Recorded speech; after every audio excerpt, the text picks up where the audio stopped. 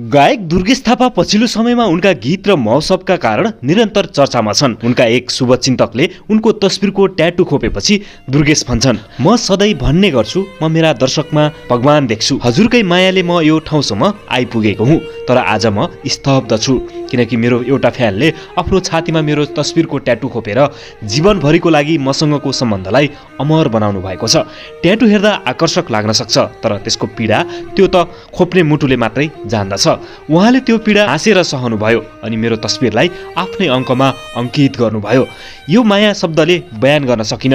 मनको गहिराईबाट नतमस्तक छु त्यो पीडाभित्र लुकिएको प्रेमको गहिरो अर्थ बुझेर।